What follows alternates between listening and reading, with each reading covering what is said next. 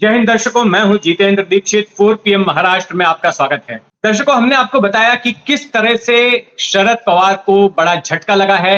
उनकी ही ओर से बनाई गई पार्टी, उनकी ओर से गठित की गई पार्टी एनसीपी उनके हाथ से छिन गई है और उनके भतीजे अजीत पवार अब उस पार्टी के मुखिया बन बैठे हैं। लेकिन दर्शकों, यहां पर एक बात जो सियासी गलियारों में चर्चा का विषय है वो ये है कि आखिर शरद पवार जैसे शख्स को, जो कि बहुत ही तेज दिमाग माने जाते हैं, बहुत ही शार्प पॉलिटिशियन माने जाते हैं, आखिर उनको इस तरह के दिन देखने की नौबत कैसे आन पड़ी। अब तक तो शरद पवार की पहचान यही रही है कि वो अपने प्रतिद्वंदियों को झटका देते आए हैं, उनको गुगली देते आए हैं, उनको चेकमेट देते आए हैं। लेकिन आज खुद शरद पवार के साथ ही खेल हो गया। तो इसके पीछे माना जा रहा है कि शरद पवार ने अपने सियासी करियर में कुछ गलतियां की, जिसका खामियाजा उन्हें भुगतना पड़ रहा है। शरद पवार के बारे में महाराष्ट्र की राजनीति में बात बड़ी प्रचलित है कि शरद पवार जो कहते हैं वो करते नहीं और जो करते हैं वो कहते नहीं। संजय राउत ने तो 2019 में यहां तक कह दिया था कि शरद पवार को समझने में 100 जन्म लेने पड़ेंगे और शायद तब भी शरद पवार के दिमाग में क्या चल रहा है ये किसी को पता नहीं चल सकेगा। तो कुछ इस तरह की छवि रही है शरद पवार की। लेकिन आज शरद पवार को ही झटका लगा है। शरद पवार ने अपने सियासी करियर में 3 बड़ी गलतियां की। उन्होंने पहली गलती की थी साल 2014 में। 2014 में गलती उन्होंने ये की थी कि महाराष्ट्र में बीजेपी सरकार बनवाने के लिए उन्होंने बाहर से समर्थन दिया था। संक्षेप में बताता हूं आपको कि वो पूरा मामला क्या है। दरअसल हुआ यह था कि 2014 के चुनाव के पहले सीटों के बंटवारे को लेकर जो 2.5 दशकों पुराना बीजेपी और शिवसेना का गठबंधन था वो टूट गया। बीजेपी ज्यादा सीट मांग रही थी, चुनाव लड़ने के लिए शिवसेना उतनी सीट दे नहीं रही थी, दोनों में झगड़ा हो गया, गठबंधन टूट गया। इसके बाद शिवसेना ने अलग चुनाव लड़ा, बीजेपी ने अलग चुनाव लड़ा। वहीं दूसरी तरफ कांग्रेस एनसीपी गठबंधन भी टूट गया।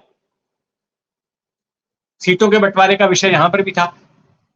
एनसीपी ने अलग अपने उम्मीदवार उतारे, कांग्रेस ने अपने अलग उम्मीदवार उतारे। तो 4 पार्टियों के बीच चौकोना मुकाबला था महाराष्ट्र में। अब जब चुनाव नतीजे आए तो बीजेपी सबसे बड़ी पार्टी बनकर उभरी। बीजेपी के पास में 122 विधायक आए। महाराष्ट्र में कुल 288 विधानसभा की सीटें हैं और ऐसे में सरकार बनाने के लिए जो मैजिक फिगर है वो 145 का है। तो ऐसे में सीटें कम पड़ रही थी। देवेंद्र फडणवीस का नाम मुख्यमंत्री के तौर पर बीजेपी ने आगे कर दिया था, लेकिन विश्वास मत हासिल करने के लिए 145 सीटों की जरूरत थी। अब शिवसेना तो साथ थी नहीं। शिवसेना के पास में 63 सीटें थी। अगर शिवसेना साथ में आ जाती तो बड़ी आसानी से शिवसेना बीजेपी की गठबंधन सरकार बन सकती थी। लेकिन शिवसेना तो नाराज थी, शिवसेना बाहर थी। ऐसे में अचानक शरद पवार जो है वो पिक्चर में आ गए और उन्होंने कहा कि वो फडणवीस सरकार को बाहर से समर्थन देंगे। और फिर उसके बाद जब विश्वास मत आया तो देवेंद्र फडणवीस ने विश्वास मत पास कर दिया, पारित हो गया उनके फेवर में। हालांकि वॉइस वोटिंग हुई थी, डिवीजन ऑफ वोट्स, वोटों का विभाजन नहीं हुआ था, उस पर भी काफी विवाद हुआ। लेकिन पवार की तरफ से समर्थन तो घोषित कर दिया गया था बीजेपी के लिए। अब ये समर्थन पवार को भारी पड़ गया, क्योंकि हुआ ये कि 2019 के पहले जब चुनावी प्रचार चल रहा था उसके पहले पहले शरद पवार के कई सारे खास नेताओं को, उनकी पार्टी के, बीजेपी ने तोड़ लिया और जो नहीं टूटे उनके खिलाफ केंद्रीय एजेंसियों के मामले शुरू हो गए। यहां तक कि अजीत पवार जो उस वक्त उनके साथ थे, उनको तो देवेंद्र फडणवीस सरेआम धमकी देते थे अपने चुनावी कैंपेन में, चुनावी सभाओं में, कि मैं सत्ता में आ गया तो फिर अजीत पवार चक्की पीसिंग एंड पीसिंग एंड पीसिंग, शोले का वो डायलॉग काफी चर्चित हुआ था उनका बयान।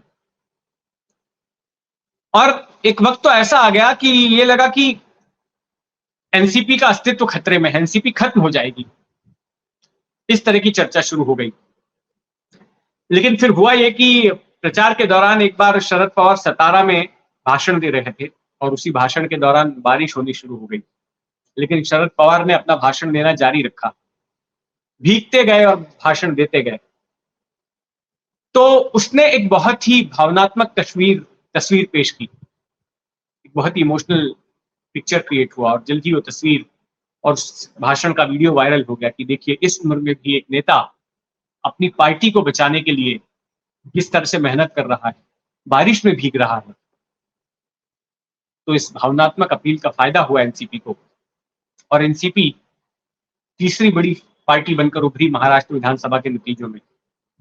54 सीट्स उसको मिली, और ना केवल 54 सीट्स मिली, बल्कि एनसीपी सत्ता में भी आ गई। शिवसेना बीजेपी के झगड़े का फायदा उठाकर उद्धव ठाकरे को मुख्यमंत्री बना दिया और खुद सरकार में आई। तमाम अहम मंत्रालय अपने पास रख लिए, वित्त मंत्रालय, उप मुख्यमंत्री का पद, गृह मंत्रालय। लेकिन वो 2014 में अगर वो गलती ना करते तो शायद उनकी पार्टी उस तरह से टूटती भी ना। दूसरी गलती शरद पवार ने की साल 2019 में।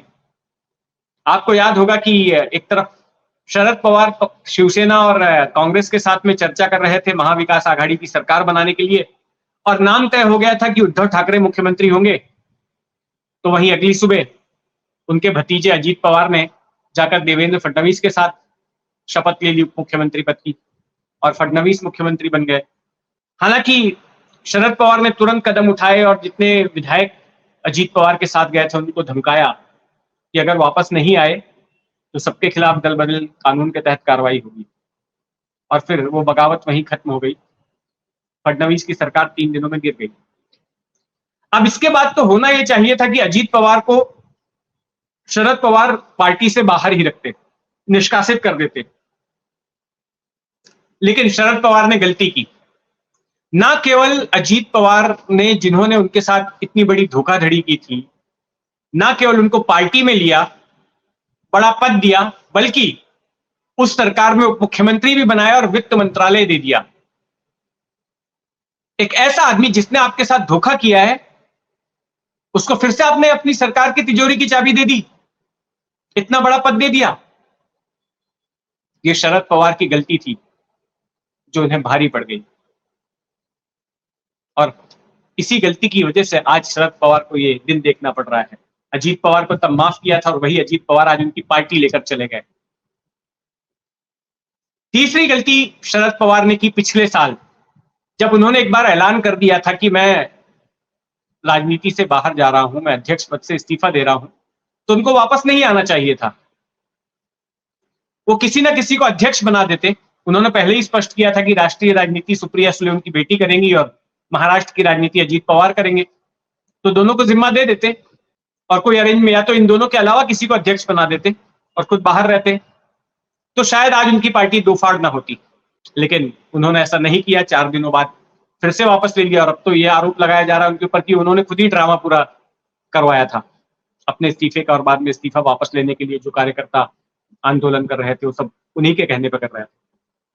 तो खैर, चाहे इसके पीछे जो भी सच्चाई हो, लेकिन कुल मिलाकर यह है कि शरद पवार ने अपने सियासी करियर में कुछ गलतियां की, और यही वजह है कि आज उनकी खड़ी हुई पार्टी आज उनके हाथ से निकल गई। तो इस खबर पर आपकी क्या टिप्पणी है, आपकी क्या राय है, कमेंट बॉक्स में जरूर लिखें।